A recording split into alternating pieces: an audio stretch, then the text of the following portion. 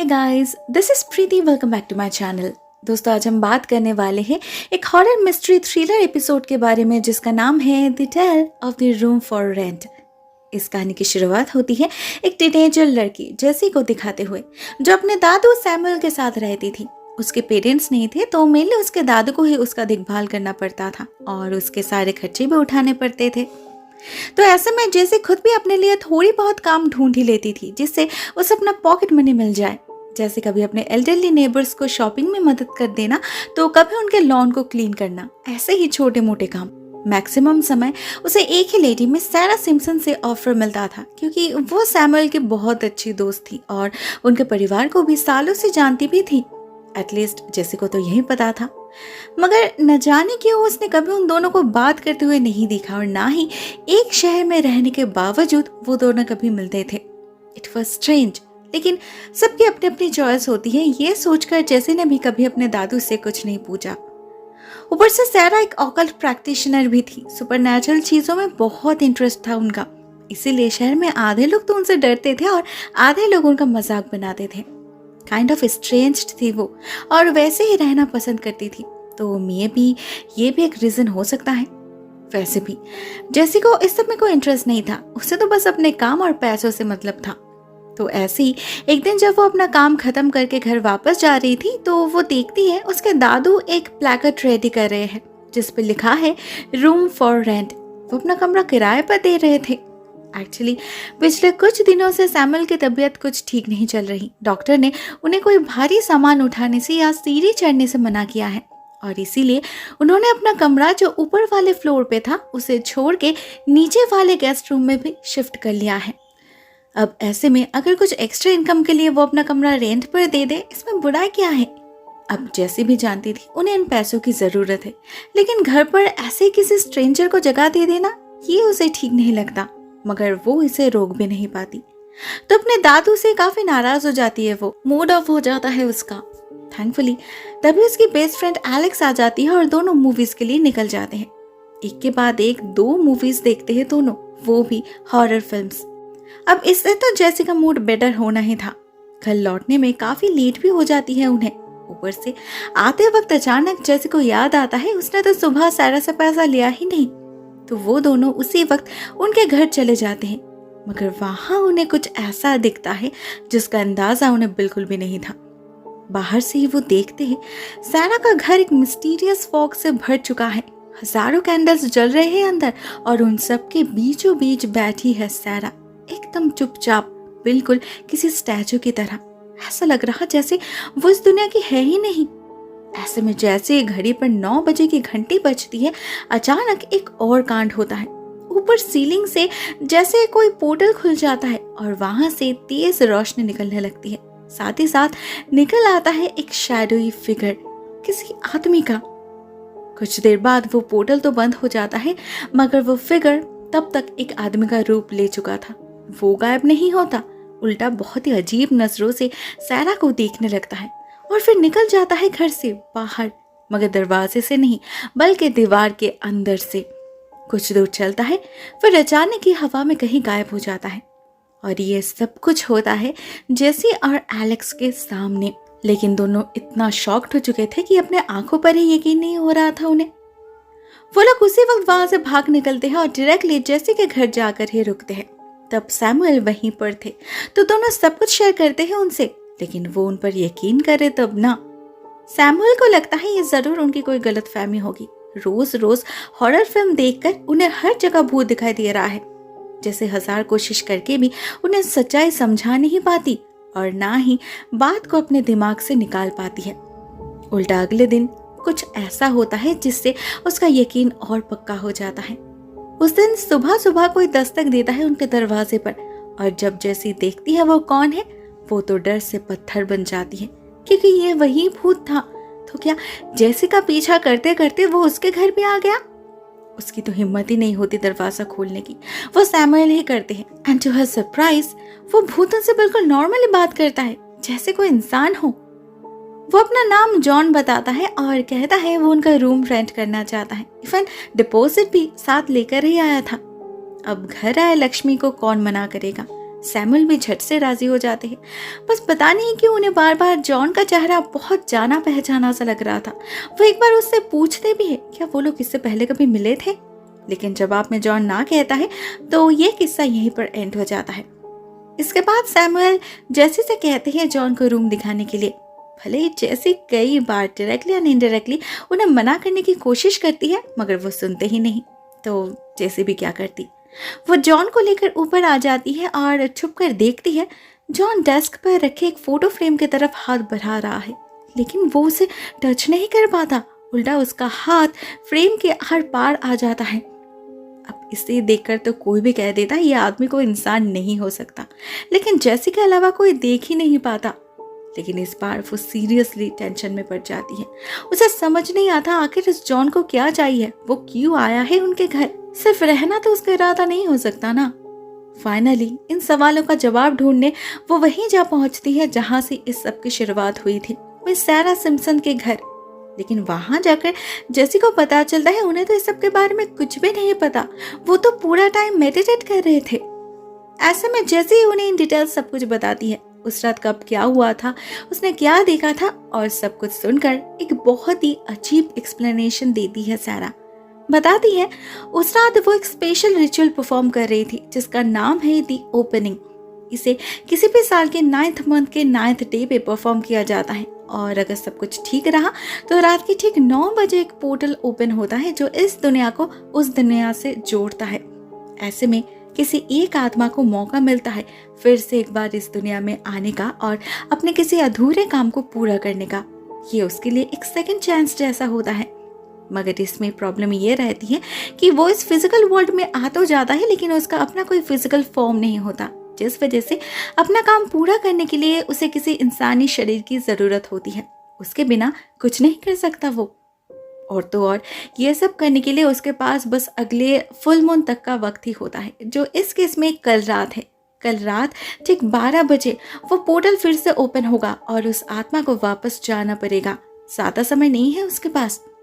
जैसे और Alex notice करते ही यह सब कुछ एक्सप्लेन करते वक्त सैरा की आंखें लिटरली शाइन कर रही थी। हालांकि यह सब कुछ उसके लिए भी नया था, क्योंकि इससे पहले कभी वो इस रिचुअल में सक्सेसफुल नहीं हुई, इसलिए वो खुश तो थी मगर साथ में थोड़ा सा नर्वस भी थी। ऑन द अदर हैंड जैसे को तो बहुत डर लग रहा था। एक भूत के साथ घर शेयर करना कोई आसान काम तो नहीं ना। ऊपर से उसे उसका इरादा भी समझ नहीं आ रहा था। पता नहीं कौन सा अधूरा काम पूरा करने आया है वो। पहले तो वो सैरा से कहती है उनके घर जाकर उसके दादू को समझाने के लिए, मगर उसे पता था वो नहीं मानेंगे। और सैरा भी कहीं जाना नहीं चाहती थी, क्योंकि क्या पता अगर वो स्पिरिट वक्त से पहले लौट आए और वापस जाने की कोशिश करे तो वो उस मोमेंट को मिस करना नहीं चाहती। तो जैसे खुद उस पर नजर रखने की डिसाइड करती है और अपने साथ एलेक्स को भी ले लेती है वो। लेकिन रात के 3 बजे तक जगे रहने के बाद भी कोई फायदा नहीं होता। जैसे कि उसके कमरे से कोई आवाज नहीं आती। उधर एलेक्स को तो नींद आने लगी थी, तो जैसे उसे लेकर नीचे जाती है कुछ खाने के लिए, मगर बीच रास्ते पर ही उन्हें रुकना पड़ता है, क्योंकि वो लोग देखते हैं उनके दादू के कमरे से एक अच्छी ब्राइट ग्रीन कलर की रोशनी निकल रही है। दरवाजा खुला ही था, इसलिए उन्हें अंदर जाने में कोई प्रॉब्लम नहीं होती। लेकिन अंदर जाकर उन्हें जो दिखता है उसकी उम्मीद उन्हें बिल्कुल भी नहीं थी। वो देखते हैं जॉन अपने स्पिरिट फॉर्म में सैमुअल के ऊपर तैर रहा है, उनके शरीर में एंटर करने की कोशिश कर रहा है वो। अब ऐसा भयानक नजारा देखकर जैसे कि मुंह से अपने आप ही चीख निकल आती है, जिससे जॉन का कंसंट्रेशन ब्रेक हो जाता है। सैमुअल पर से ग्रिप लूज हो जाता है उसका। इससे सैमुअल तो बच जाते हैं, लेकिन जॉन सब कुछ छोड़ छाड़ के जैसे के पीछे पड़ जाता है। भले ही जैसे और एलेक्स उसी वक्त अपने कमरे में लौटकर दरवाजे को बंद कर देते हैं और एक कैबिनेट को भी रख देते हैं दरवाजे के सामने ब्लॉकिंग के लिए, लेकिन एक स्पिरिट को रोक पाना इन सब की बस की बात नहीं थी। जॉन बहुत ही आसानी से फ्लोट करते हुए अपना आधा शरीर कमरे में घुसा देता है और उन्हें लिटरली धमकाता है कि आइंदा उसके रास्ते में आने का अंजाम अच्छा नहीं होगा। लेकिन जैसे को तो किसी भी कीमत पर अपने दादू को बचाना था, तो वो फिर से एक बार उन्हें समझाने की कोशिश करती है, लेकिन सबूत के बिना इस बार भी वो उसके बात को इम्पोर्टेंस नहीं देते। उधर जब सभी चेक करने के लिए जॉन के कमरे में जाते हैं तो उन्हें कमरा खाली मिलता है। पता नहीं सुबह के 3:30 बजे कहाँ चला गया था वो। श्योर होने के लिए वो लोग क्लोजेट में भी चेक करते हैं, लेकिन नहीं, वो वहां भी नहीं था। ऐसे में हड़बड़ी के चक्कर में जैसे से एक बॉक्स गिर जाता है जो समेटने का वक्त नहीं था उसके पास। उसके दादू नीचे से बुलाने लगे थे तो वो जल्दी से उस बॉक्स को अपने साथ ही रख लेती है। इधर इन सब टेंशन में बाकी रात और दोनों दोस्त सो नहीं पाते। उन्हें तो सपने में भी जॉन दिखाई दे रहा था। हर वक्त बस यही डर सता रहा था कि क्या पता वो लोग सो जाए और जॉन उनके शरीर पर कब्जा कर ले। इसका सलूशन ढूंढने के लिए वो लोग अगले दिन फिर से एक बार सैरा के पास जा पहुंचते हैं और उसे कोई कर्स या कोई स्पेल कास्ट करने के लिए कहते हैं। ऐसा कुछ तो होगा ना जिससे वो जॉन से बच सके। बट अनफॉर्चुनेटली सैरा को ऐसे किसी मंत्र के बारे में पता नहीं था। और वैसे भी जॉन एक फ्री स्पिरिट है, उसने खुद अपने लिए इस सेकंड चांस को अर्न किया है। ऐसे में उसे रोकना ठीक नहीं होगा, इससे उसका डेस्परेशन और बढ़ सकता है। जेसी और एलेक्स भी इस बात को समझ पा रहे थे, लेकिन उन्हें अभी भी ये समझ नहीं आ रहा था कि जॉन उनके पीछे क्यों पड़ा है। बट लकीली उसी दिन सैरा के घर में उन्हें इसका जवाब भी मिल जाता है जब उनकी नजर पड़ती है एक फोटो फ्रेम के ऊपर। वो काफी पुरानी फोटो थी जहां सैरा अपने 2 बेस्ट ऑफ फ्रेंड्स के साथ खड़ी थी। उनमें से एक था सैमुअल और दूसरा जॉन। एलेक्स और जेसी ने एक बार देखते ही उसे पहचान लिया था। यही तो है वो स्पिरिट जो उन्हें परेशान कर रही है। मगर सैरा जब देखती है बताती है उसका नाम जॉन है ही नहीं, ये तो जेकब है जो कभी उसका फियांसे था। वॉर खत्म होने के बाद उनकी शादी होने वाली थी, लेकिन उससे पहले ही सैरा ने किसी और को दिल दे बैठी। वो इंतजार कर रही थी कब जेकब वापस आएगा और वो इस सच्चाई को उसे बता पाएगी, लेकिन वो कभी लौटा ही नहीं। उस वॉर के वक्त सैमुअल और जेकब दोनों ने ही एयरफोर्स ज्वाइन कर लिया था। एक दिन एक मिशन के दौरान उनका प्लेन हिट हो गया और सैमुअल ने जेकब को ऑर्डर दिया पैराशूट इस्तेमाल करके जंप करने के लिए।